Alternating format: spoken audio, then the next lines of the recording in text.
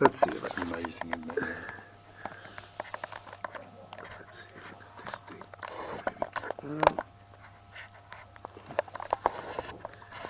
So the ash almost got you stuck in London. Yeah, we in fact we came by train just to make sure, because we still couldn't get a confirmation on our plane.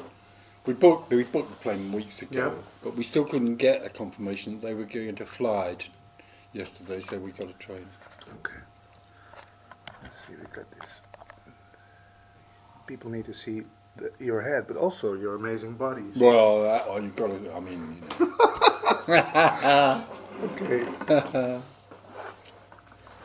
So it's all about you at this moment. Is my voice we edited between. Yeah, so yeah, I it's know. just we got your voice on Yeah, on the thing. That's the. Okay, sitting here with Tony Parsons. My first question: what is Tony Parsons like? What is Tony Parsons like? Well, in a sense, like he always was, really. Quite enthusiastic and passionate about this subject. What can I say? There's no difference in that sense. The personality and the character is there. The sound of the voice and hasn't really changed from before all of this happened. So I would say pretty alive, cheerful, rude, irreverent, with a tremendous passion about freedom, which has always been there. So a tremendous thing about freedom and freedom for people, in a sense. Although that, and yeah, that's it. And any difference between Tony Parsons in childhood and Tony Parsons now, or? I don't know. I think there is something that develops sort of from childhood. There's always been a sense of a childlikeness there. And then, of course, we all grow up. I grew up in the world and had to manage my life in the world. Or so I thought I was managing. That's another subject. And then all of this came along, and I wrote The Open Secret, or The Open Secret was written. And then suddenly, about 2 years after that, the whole thing exploded into just doing talking. Before that, I was a businessman, and I love business. I like business. What kind of business? I was a builder. In England, I ran a building business in England. Okay. And then Claire and I ran a publishing business, and then The Open Secret started to snowball talking, so we had to give all of that up because we were too busy with this. Yeah. But I love talking to people. I quite like writing a bit, but nowhere near as much as going and talking to people about. Why is that? Is that it's more alive? Energy? Yeah, it's more something to do with being very alive, and the interconnection with people is the thing I most love. Also the laughter and the fun. Yeah.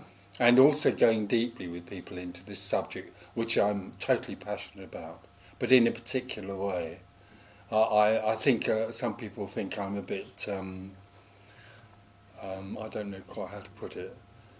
They think the way I communicate this is very singular and different to the way most people do.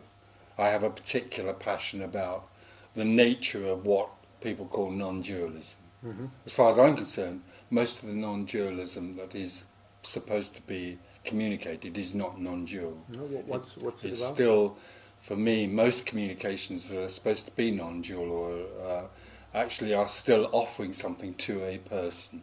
As far as I'm concerned, that is not what non-duality is about. So you don't give people anything, except a good after. You don't give people anything. There's nothing available at all for the person, because the whole essence of the message is that it doesn't recognise that there is such a thing as a separate person. So it doesn't communicate to a separate person or offer them any help or anything at all.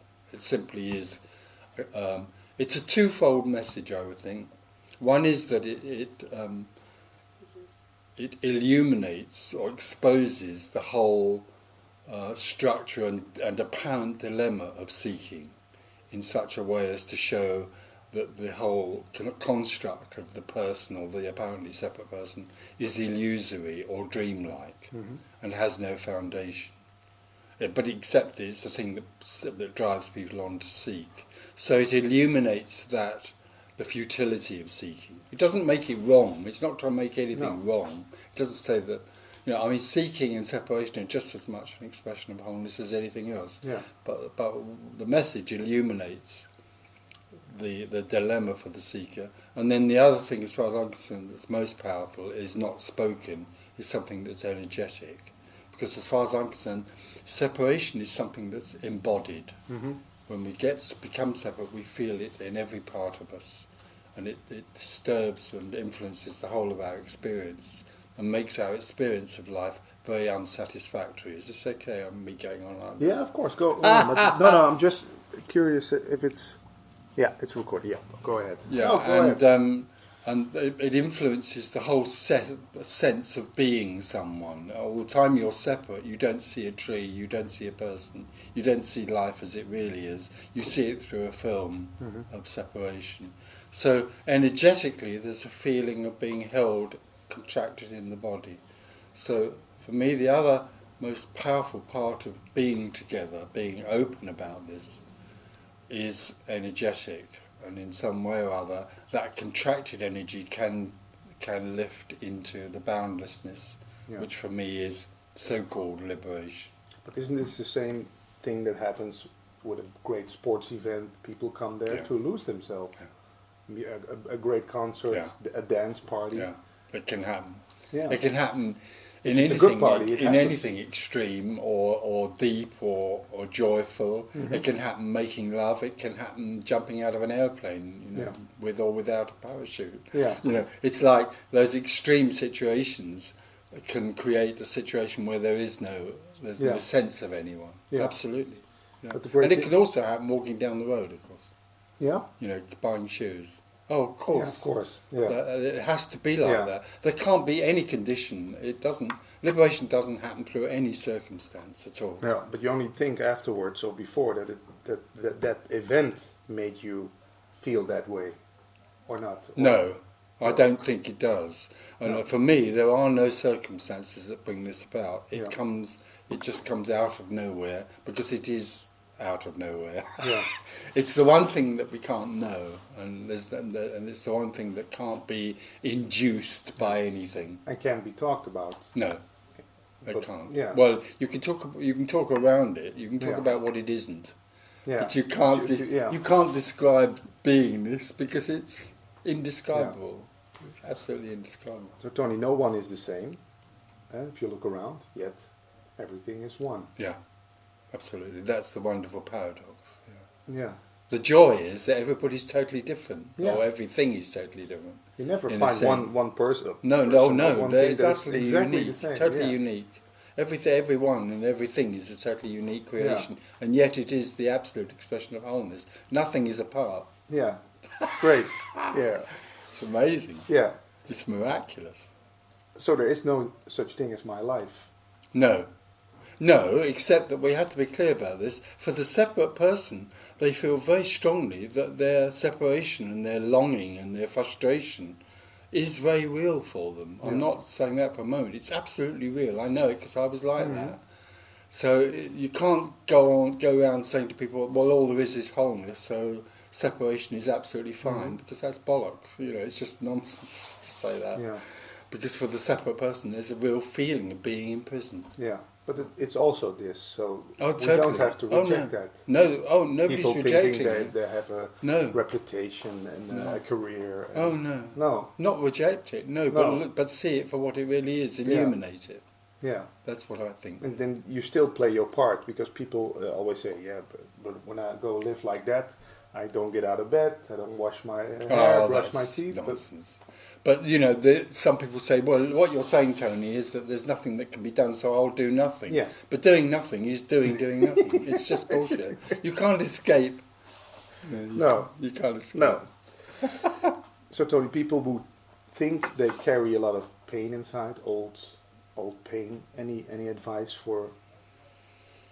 No, I don't. I absolutely don't give any advice at all, because that would be a complete reversal of the nature of this message. The nature of this message is absolutely singular and radical and completely uncompromising. So it doesn't attempt to help the person in any way at all, because there's no recognition that there is a person, a separate person. So pain happens, suffering happens, longing happens, all those things just are what happens. And all that can happen here is to illuminate the dilemma of trying to make that change, because the dilemma is that there's no such thing as free will and choice. There is only what happens. So directly you start to give somebody a choice or suggest that in some way or other they can become liberated, or liberation will happen to them if they really listen to this message, then you're back in the wheel of A and B, subject-object. Yeah. So... Okay, no problem. Let's see if we're still rolling on camera. Yeah, well,